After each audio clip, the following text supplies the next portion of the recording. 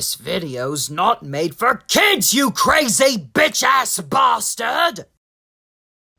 It seems today that all you see is bouncing locomotives and stuff on TV. But where are those good old-fashioned values on which we used to rely?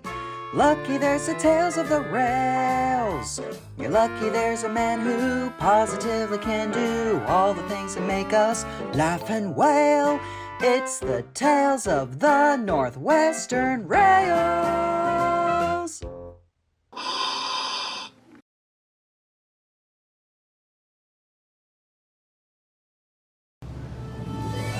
Once again, Thomas the Tank Engine has gone on his world tour. And this time, he's paying a trip to the United States once again, puffing along the countryside and meeting a couple new friends along the way. And when he returned to Sodor, he brought back a little souvenir with him. Well, actually, a big souvenir. A standard 40-foot-long steel-bodied boxcar. Thomas decided to call it Boxy. Boxy wasn't in the best physical condition, and with its large size, it shook and rumbled the rails. And it didn't stop there once they went through Hackenbeck Tunnel. Boxy's roof scraped along the ceiling of the tunnel. A real issue with British loading gauge. But nevertheless, Thomas prevailed and took Boxy to Farquhar. It was there they met up with Toby, who was just leaving the quarry after the workers finished up their maintenance inspection. Hello, Toby. Like my souvenir? My goodness, first a small coach and now a large box van. That is what it is, right? Sure is. Poor Boxy was just sitting alone in a rail yard. The Great Northern Company saw no use of it, so I took matters into my own buffers and brought it here. Could be useful. How you managed to bring it here is beyond my knowledge. Seeing how it looks massive, you probably had some trouble bringing it here to Farquhar. Yes, I did run into some issues with Hackenbeck Tunnel due to Boxy's height. I'll have to send it to the steamworks to have it scaled down to accommodate the loading gauge. And Thomas parked Boxy at the Farquhar sidings and left for rest. And the next day, Thomas arrived with his pair of coaches during his first run. Now, on his second run, Thomas's train has to be accompanied by a milk tanker that has to be escorted to St. Pedrock's Dairy at Elsbridge. But there was a problem. Thomas, there's the problem with the milk tanker. The wheels have run stiff. Any ideas for transporting milk to Elsbridge? Thomas pondered, glanced over at Boxy, and got an idea. I've got it. We can use Boxy. Fetch some stern stands and load them up into him. So that's what the milk stalker did. He loaded Boxy up with some milk churns and closed the door and locked it tight once they were all loaded up. Next, they coupled Boxy up to Clarabelle. It felt kind of awkward having Clarabelle's chain be hooked up to Boxy's pin on top of its knuckle coupler. With Thomas's train assembled, they left for the Dairy Foundation. Thomas had a slow start due to Boxy's weight, but pulled through regardless. They dropped Boxy off by the platform at the St. Pedrock's Dairy Foundation and unloaded the churns to be filled with milk.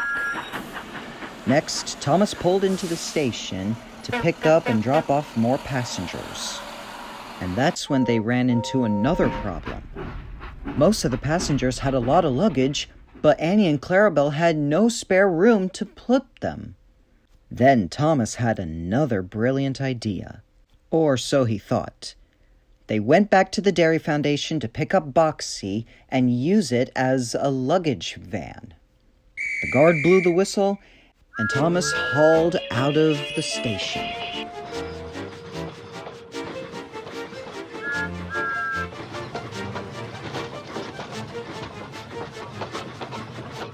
It wasn't an easy journey as well.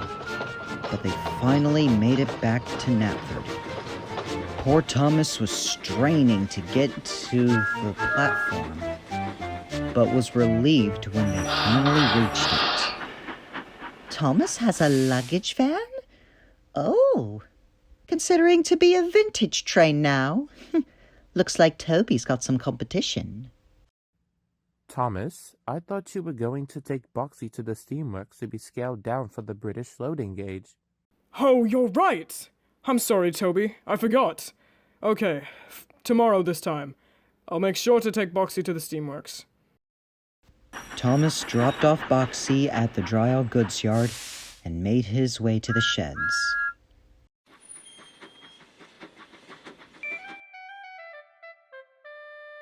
It was during that time where Percy left the sheds and went to the post office outside North Knapford Harbor to start his nightly post train run.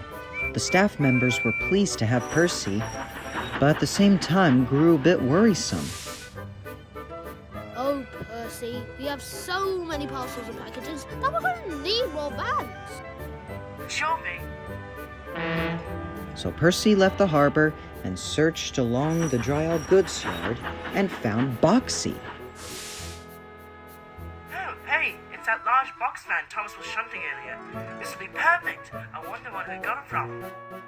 It didn't quite matter. With a box van that large, it would be perfect for the extra parcels. So he used that.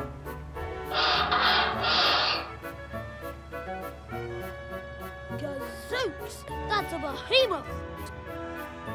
The post office staff members loaded up the vans, and with the green lamp shown, Percy left the harbor and made his deliveries. Exhausted but relieved, Percy made his final deliveries at Tidmouth Harbor and shunted the vans away in a siding. A dockside worker approached Percy with some troubling news. We need a van ASAP. We've got loads of fish, but we're short on rolling stock. You're more than welcome to have this large van as part of the train. That'll be perfect. And so was done. The van was shunted behind the Flying Kipper, and just in time before Henry arrived at the harbor to take the Flying Kipper to Manchester.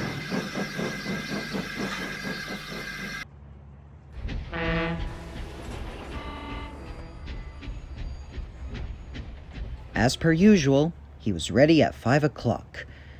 The last van was loaded, the last door was shut, the guard ignited his green lamp, and the Flying Kipper departed the harbor. But as he started to pick up speed, he felt something strange on his train. It seems one of my fans is loose. I can't drive a loose fan. Henry told his driver, but it was too late. Oh, shoot! Said Henry. Boxy was going to take the Flying Kipper's definition quite literally.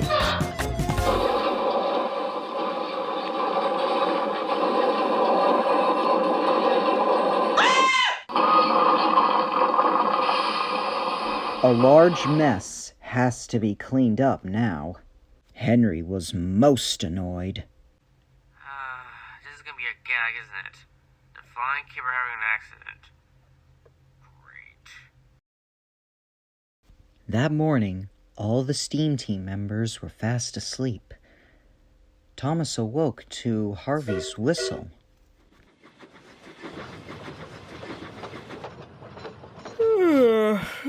Oh, Boxy's on a flatbed, in pieces.